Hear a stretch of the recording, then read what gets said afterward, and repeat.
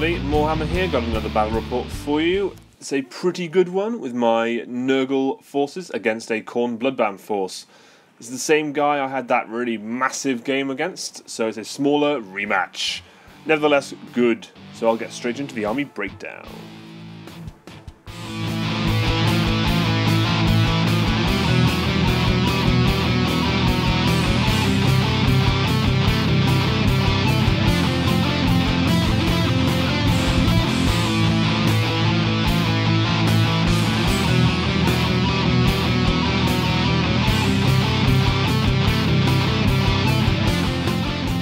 So this is deployment, and before I tell you sort of what's on the board, I'll say we are playing a kind of mission here. It's not a one out of the book, it's just one we kind of are developing ourselves. So in the middle of the board, you can kind of see three objectives. There's one on the realm gate, one on that the white piece of rubble ruin thing, and then one on the right hand side on top of the skull hill thing.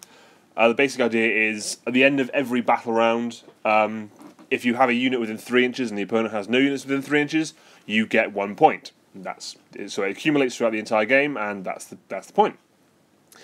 So anyway, here's deployments. Here you've got my force on the bottom, my 15 Chaos Warriors with the Lord of Plagues and Sorcerer, all got Demon Spew, the 5 Blight Kings, in front of which are the Ungor and the Great Bray Shaman, and then just to the right are the Chaos Furies. On his side, starting on the left, you've got 2 Korgoraths. They are in 1 unit.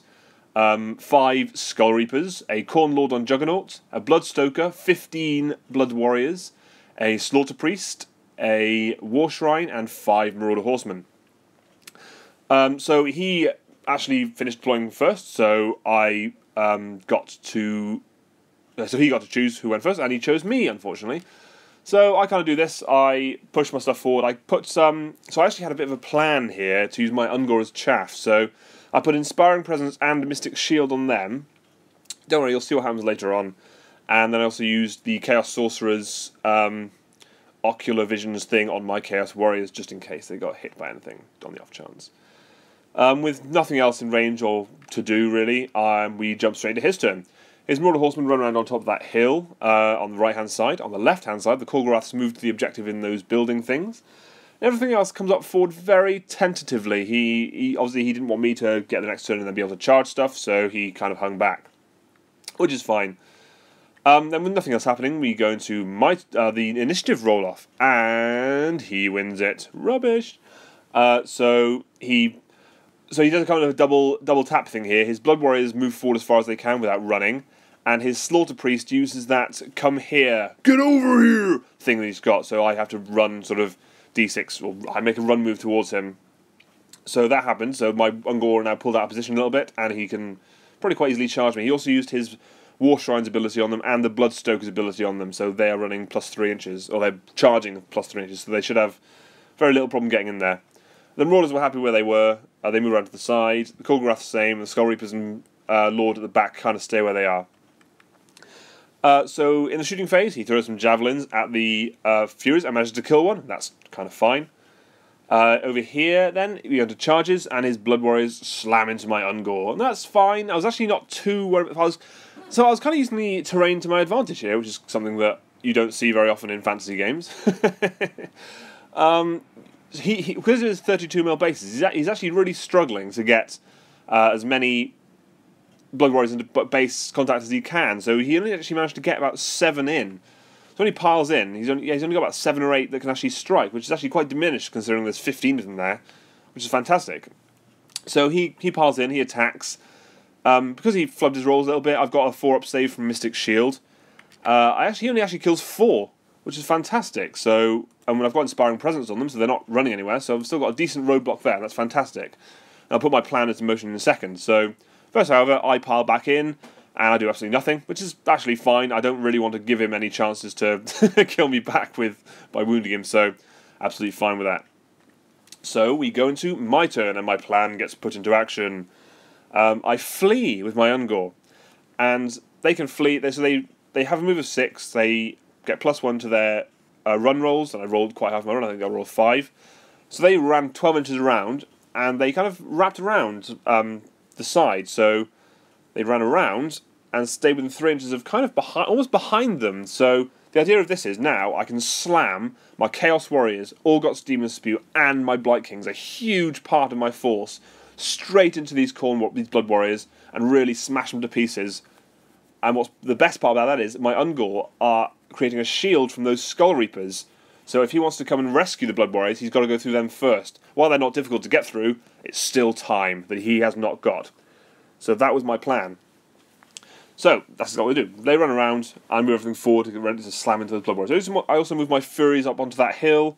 Wasn't sure what I was going to do with them yet, but they were just sitting there and that's fine.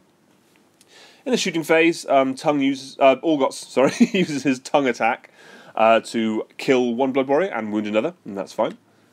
I also sort of said I cast Mystic Shield on the Blight Kings and Orgots Demon Spew's command ability on them. So they're extra tough. And I also used the Ocular Visions thing from my Sorcerer, which is reroll save rolls of a 1 on Orgots. So he's not a 3-up with rerolling 1s. That's fantastic. So we go to charges, and I decided to charge my Furies into the Slaughter Priest. They're not, they get 2 attacks each. It could be worse, so that's fantastic. And then over here, my Blight Kings, Orgots, and my Chaos Warriors all make it in. My Chaos Warriors don't have a great chance to kill stuff, but they'll give it a go. So I attack with my Blight Kings first. I am able to kill a couple of Blood Warriors, which is fantastic. He does actually remove ones that are in base contact with the Chaos Warriors, so diminishing their usefulness, which is kind of fair enough. With his attacks back and gore fisty stuff, he is able to kill he's able to put 2 wounds on Blight King's back, which is pretty solid, to be honest with you. And then his Blood Warriors attack back, and we're able to put that final wound onto that Blight King. That's all they're able to do. With they roll again pretty badly, and he's struggling to get as many into combat as he can from the terrain as laid out. So that's fantastic. Then he attacks over here. I think I go with my Chaos Warriors next. They pile in as far as they can and basically do nothing. I just can only get like maybe one in, so not great. So he attacks over here with his Slaughter Priest and is able to kill 2 Furies, which is fine. And I decided to attack back over here. His Blood Warriors have gone now, so this is my only real decent choice. And I put a single wound on the Slaughter Priest, and that's fine. Unfortunately, his Warshrine was close enough to pile in, so he does that and attacks, but completely flubs and does nothing. So that's fantastic. Then I decided to go next with Orgots, and I'm able to kill another 1 or 2 Blood Warriors. I think I'll just kill another 1. I don't do that well with him. He kind of misses his rolls, and that's fine. So we go into the initiative roll-off again, and this time it's my turn to win it again, so I get the double turn. And I was kind of a bit of a loss to what to do with it, to be honest. It's not the best time for it.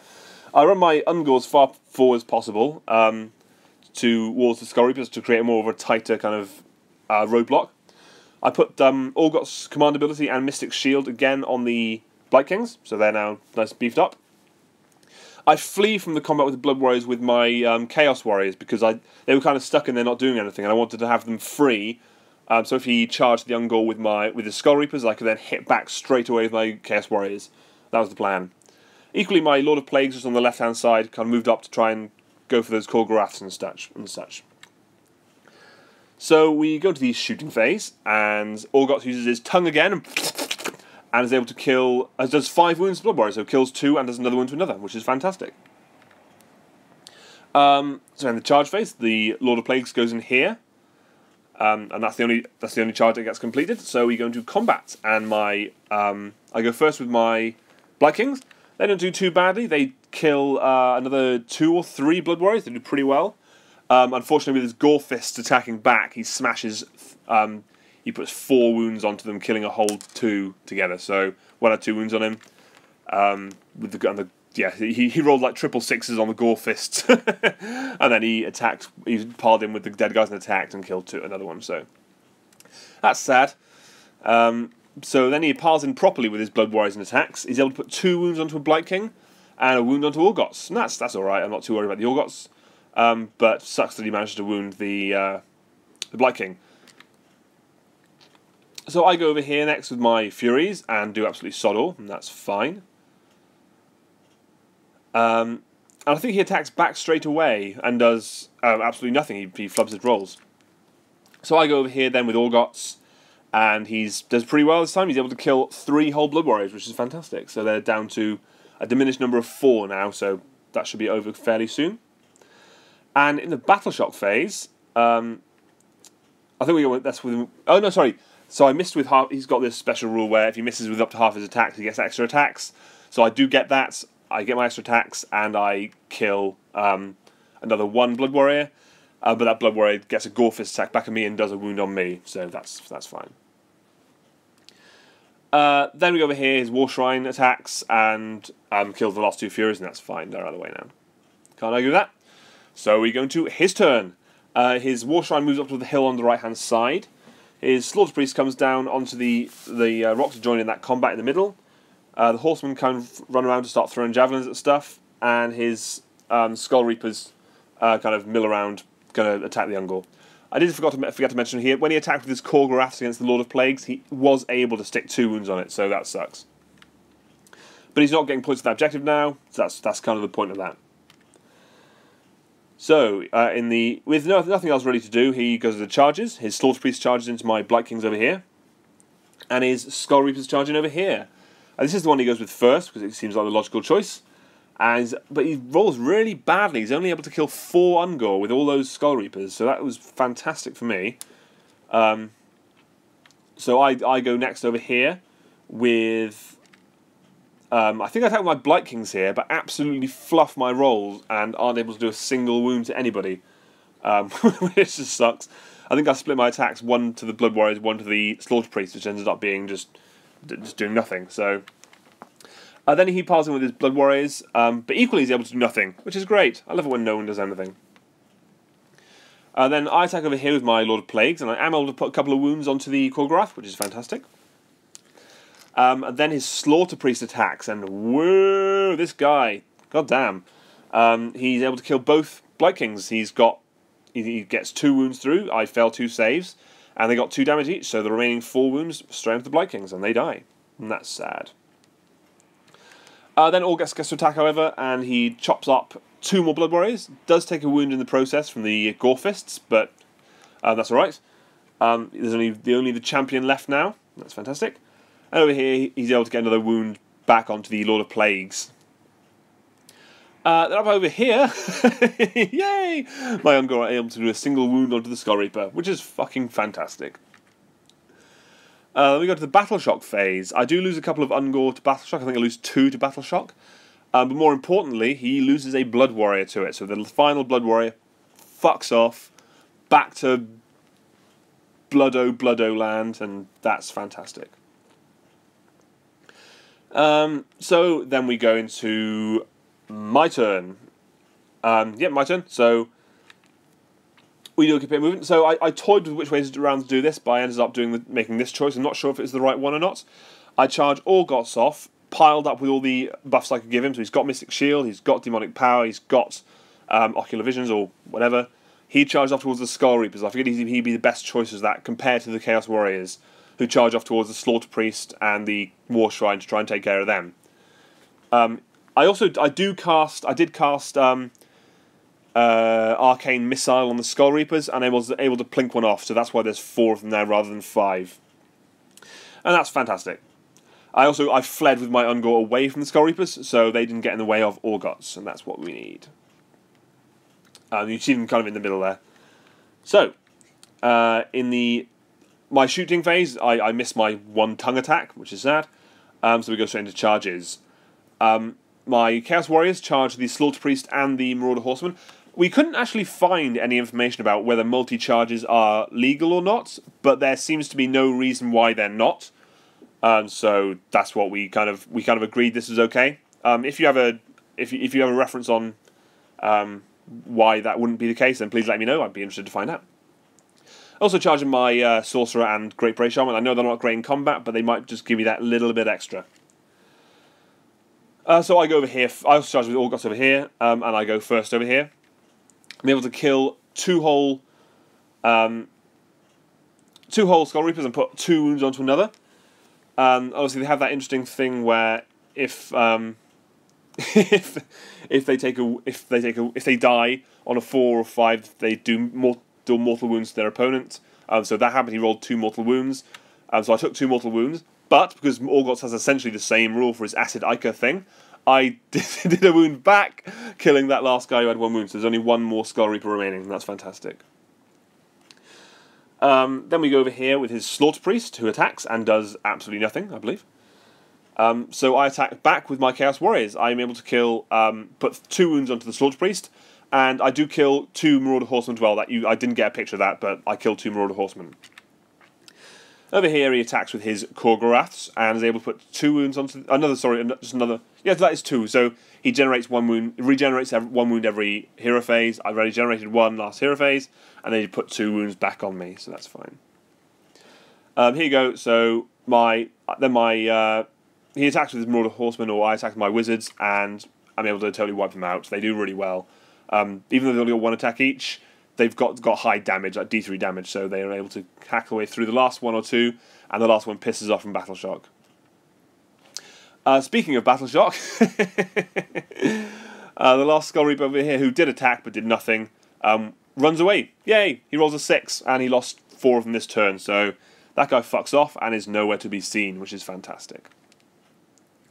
Then we go into his turn, and the first thing that happens, which sucked, his Slaughter Priest used his spell thingy and managed to put 4 wounds onto Orgots. He's now sporting 9 wounds, only 3 left. He's really hanging on by a thread, and there's a very angry-looking Khorne Lord charging at his face.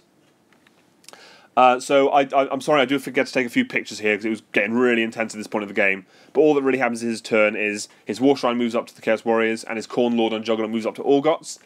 The Khorne Lord charges Orgots, the War Shrine charges the Chaos Warriors.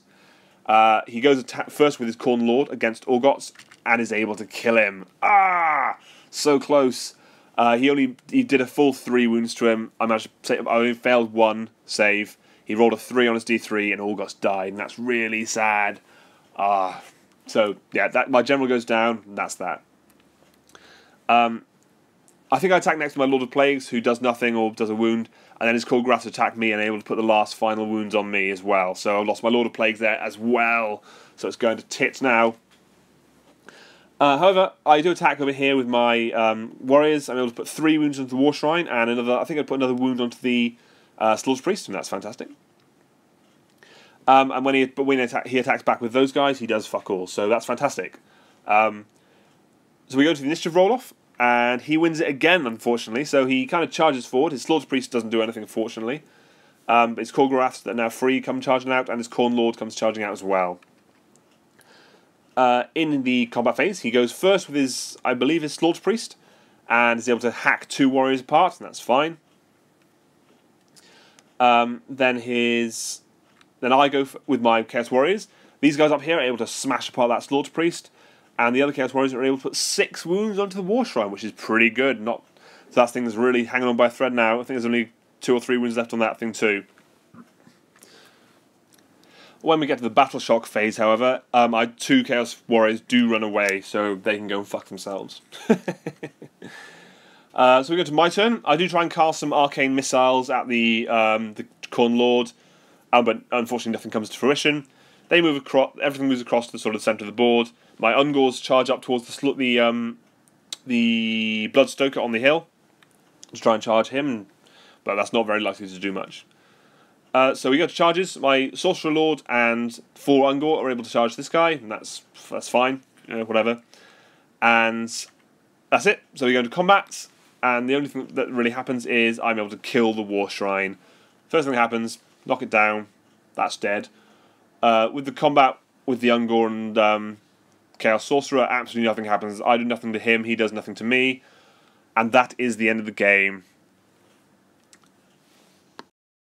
So that does end with a loss to the Legions of Nurgle, unfortunately. The Khorne Bloodbound manages to capture more objective points than I did. But I think you can also agree that if we let this go to the death, he still would have won. I've only got Chaos Warriors and 2 Sorcerers. He's got a bunch of... he's got Khorne Lord and Khorgoraths left, so he's got me outmatched on that as well. Either way, fantastic game, really close game, really enjoyed it. Great opponents, and I very much look forward to the rematch, and I hope you do too. So... thanks very much, guys. Always remember, like my videos, subscribe, or follow me on Twitter @MoreWarGames. And thank you very much. I'll see you again soon. Bye.